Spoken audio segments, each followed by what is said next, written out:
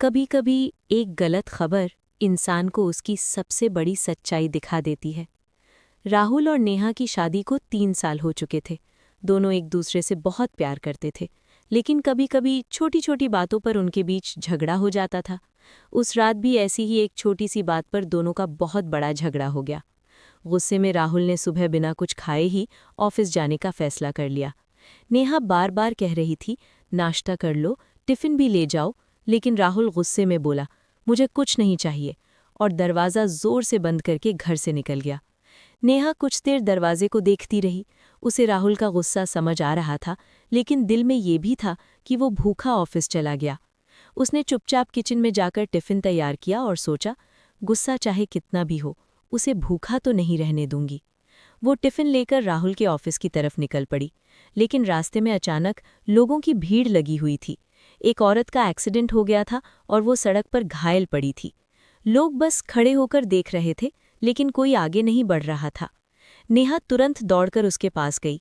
उस औरत के सिर से खून निकल रहा था और वो बेहोश थी। नेहा ने बिना समय गवाए एक ऑटो रोका और उसे अस्पताल ले गई। उसी समय किसी अनजान आदमी ने राहुल को फ़ोन किया और कहा, हेलो, क्या आप नेहा के पति बोल रहे हैं? आपकी पत्नी का एक्सीडेंट हो गया है, वो अस्पताल में है। ये सुनते ही राहुल के पैरों तले जमीन खिसक गई। उसके हाथ कांपने लगे और आंखों में आंसू आ गए। वो खुद से ही कहने लगा, हे भगवान, सुबह तो मैं उससे ठीक से बात भी नहीं कर पाया। अगर उसे कुछ हो गया तो मैं खुद को कभी माफ़ नहीं कर पाऊंगा। राहुल तुरंत ऑफिस से निकलकर भागते हुए अस्पताल पहुंचा। उसका दिल जोर जोर से धड़क रहा था। जैसे ही वो अंदर गया, उसने देखा कि नेहा बिल्कुल ठीक खड़ी थी। राहुल ने बिना कुछ सोचे उसे कसकर गले लगा लिया। उसकी आंखों से आंसू बह रहे थे। नेहा हैरान होकर बोली, क्या राहुल? राहुल रोते हुए बोला, मुझे लगा मैंने तुम्हें खो दिया।